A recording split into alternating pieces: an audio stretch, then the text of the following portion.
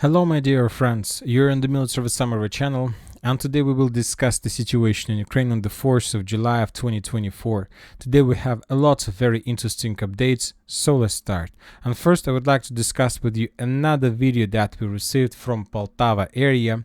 For example, in this video we can see another Russian reconnaissance operation in the same Poltava area that the videos we received yesterday and the day before yesterday, but this time the Russians were conducting reconnaissance operation in the vicinity of some fuel depots.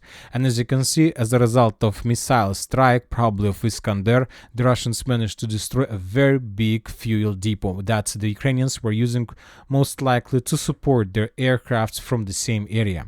I'll remind you that this is the fourth video in a row during the previous 2 days that we received from the territory of Ukraine.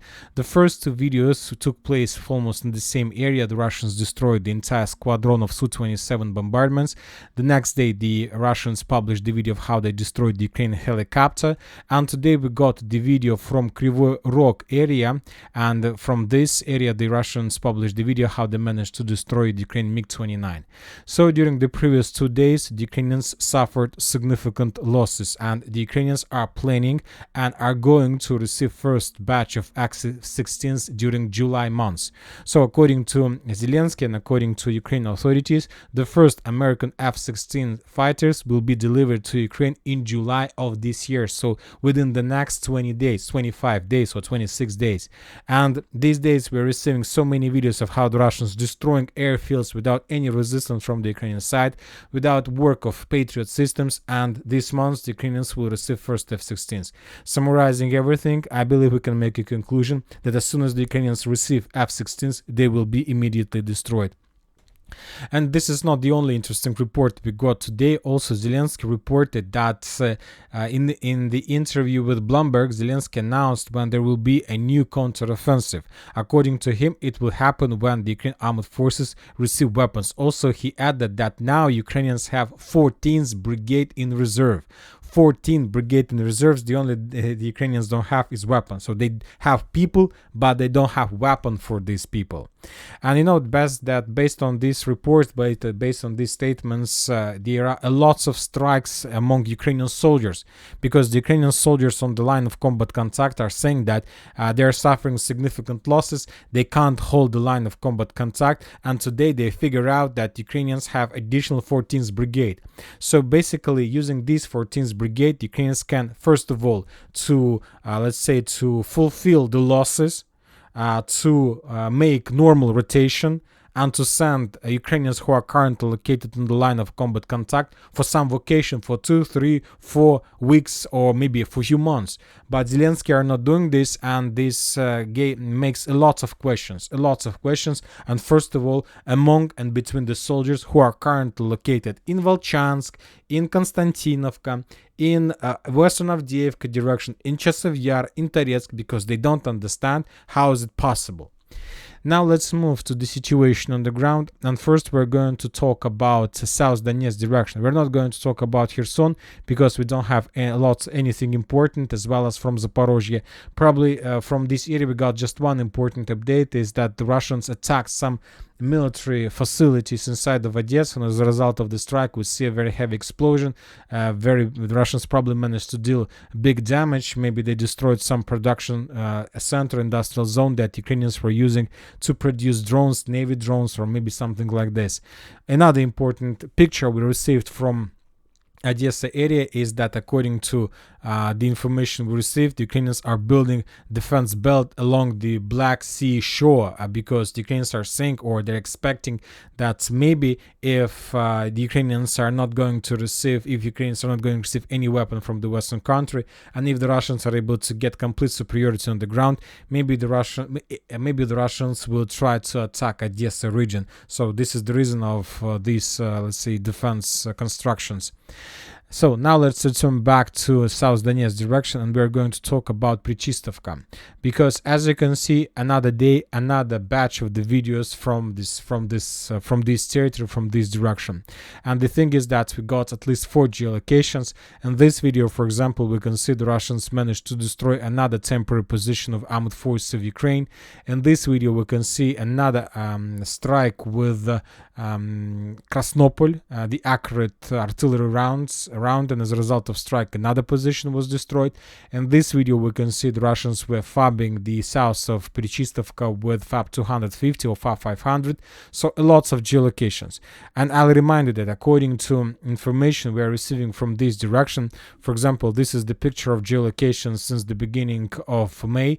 Currently, Petrichistovka is the most focused and the most concentrated area of Russian fire, which confirms that most likely this territory is the primary target for the Russians for the next months or something like this. So we are expecting the beginning of offensive in this direction as well.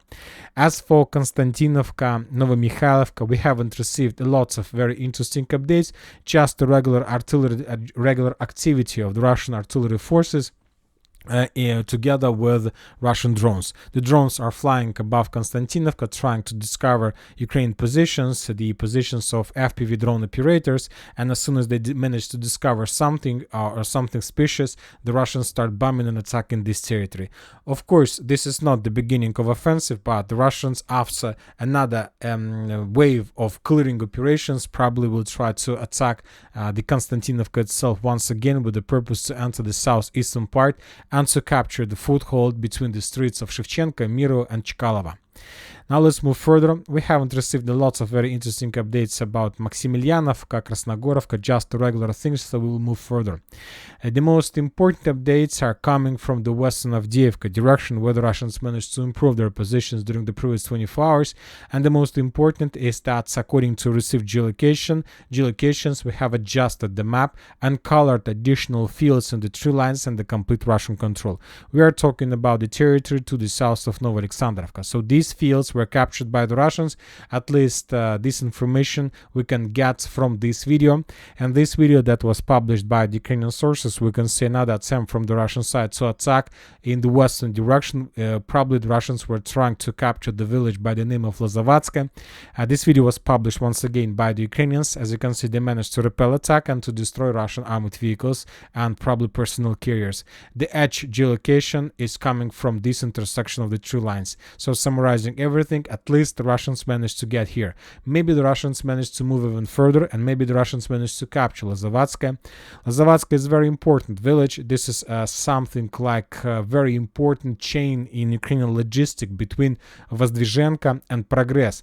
And if the Russians are able to capture this territory, then the Russians will be able to establish complete fire control over the next logistic village, Timofeevka.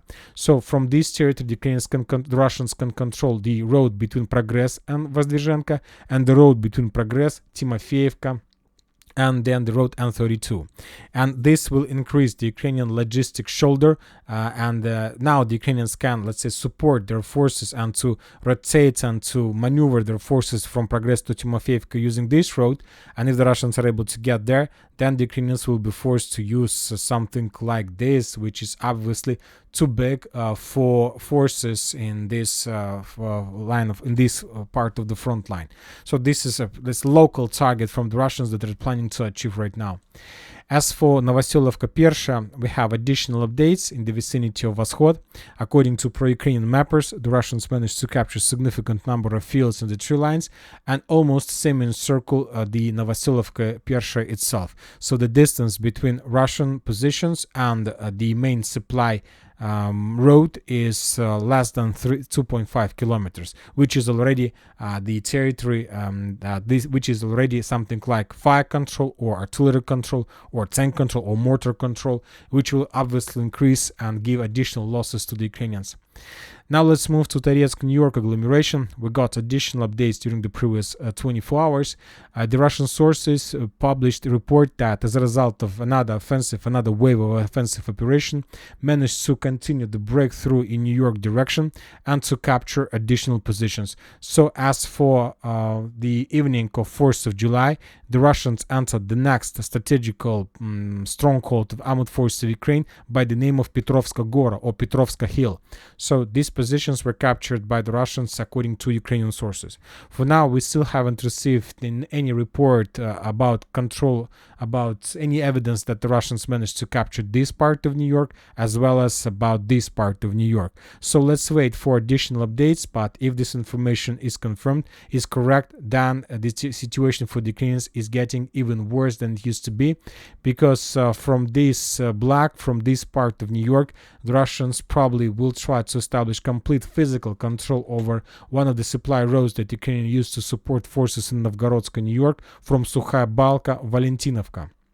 And this is, I'll say, a first stage before creation of New York Toretsk cauldron.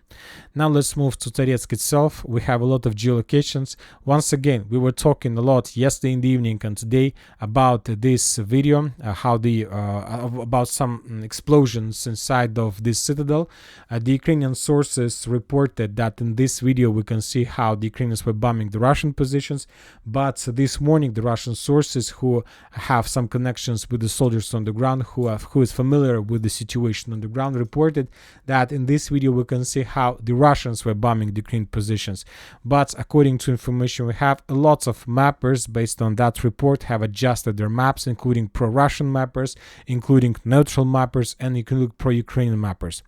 As for military summary, we still haven't corrected the map. We just increased the contested area because we are expecting for additional updates and more reliable evidence that the Russians managed to enter the citadel.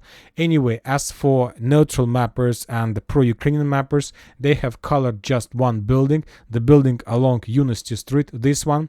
That's as a result of some small advance. The Russians managed to capture the first building in high-rise area in the central Pivnichne.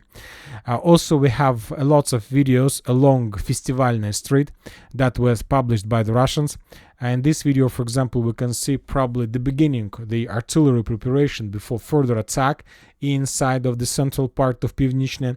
The Russians were bombing this territory with stealth flamethrower systems, and probably after these strikes, the Russians managed to capture significant territories between the southern Pivnichne and the central Pivnichne. As for the northern flank, as for the village of Druzhba, the Russians managed to improve their positions and they continue moving further in the northern direction with the purpose to reach the operational space and to start clashes for the fields and the strongholds between the fields, between the villages of Delivka, Bela Gora, Azaryanovka, Kurdyumovka, Zelnopolye. Now let's talk about Chasiv Yar. During the previous 24 hours, we haven't received anything from this direction, and this is, let's say, normal situation because the Russians managed to capture the eastern Chasiv Yar completely. Now they need a lot of time for regrouping, for rotation, for clearing the territory, to get fresh forces on the line of combat contact, and as soon as the Russians finish all these processes, they will begin the next stage of offensive towards the central and the western Chasiv Yar. Obviously, this is not going to happen in the next year or in a few months. This is going to happen in a week or in two, because the offensive operation from eastern Chasiv Yar towards the central and the western Chasiv Yar is tightly connected with the situation that currently develops in the southern part. So the Russians need to be synchronized and they need to move synchronously. So one progress from one side, from another side, only a combination, and if they attack all these directions all together, can lead to complete defeat of the Ukrainians in this area. Now let's move to Siversk. We haven't received a lot of updates, telling the truth, nothing from this direction as well as from the southern Kupiansk direction. We got additional updates from Makeyevka.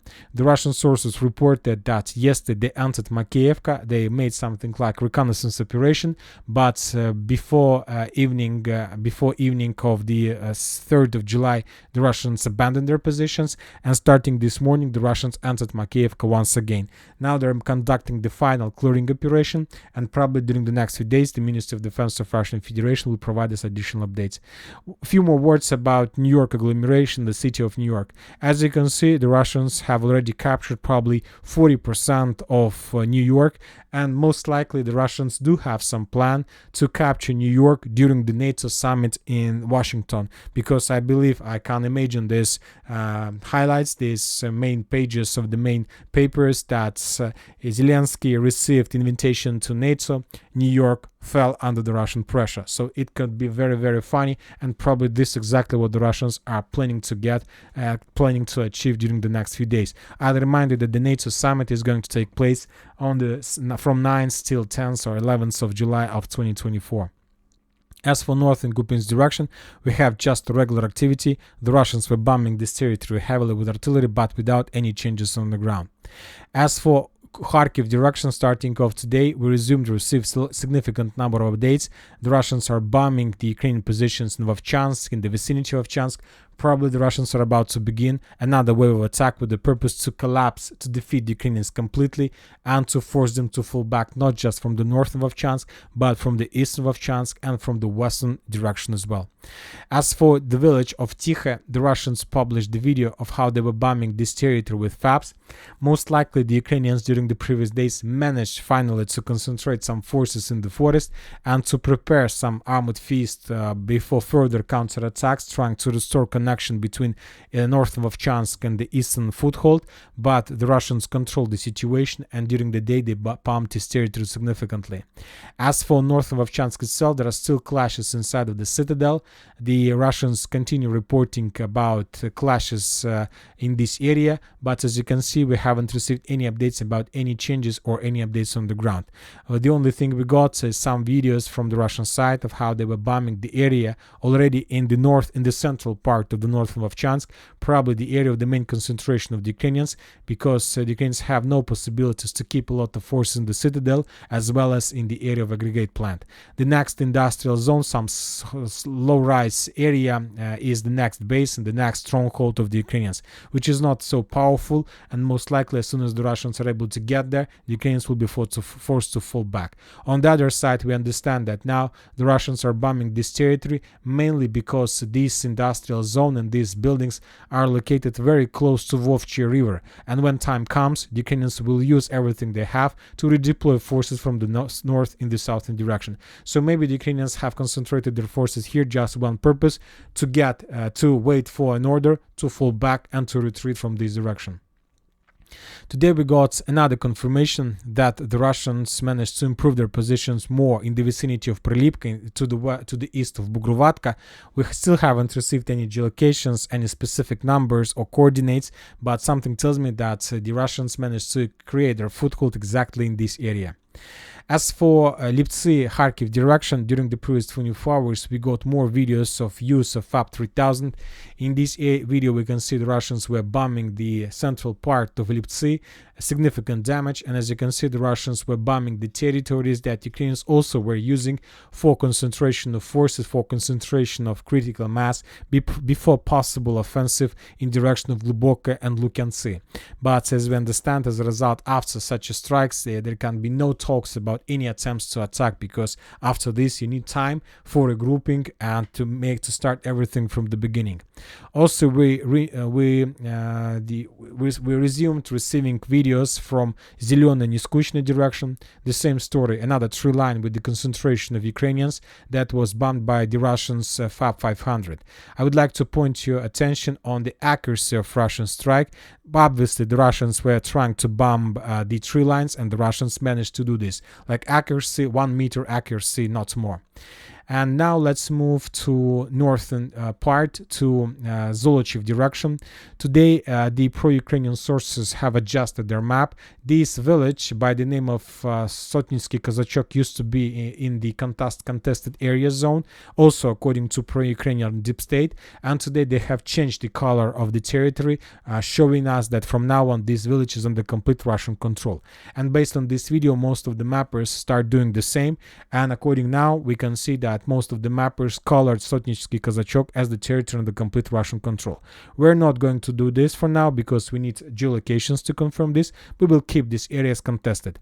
But regarding whether the village was captured or not, during the previous day, we got significant number of geolocations a little bit further in the southern direction of how the Russians were bombing the main strongholds in the main Ukrainian positions, and maybe this video confirms that maybe the Russians do have some plans to move further, and Sotnitsky Kazachok was captured by the Russians, but as measures to reduce the gray zone and to bring additional forces to the line of combat contact.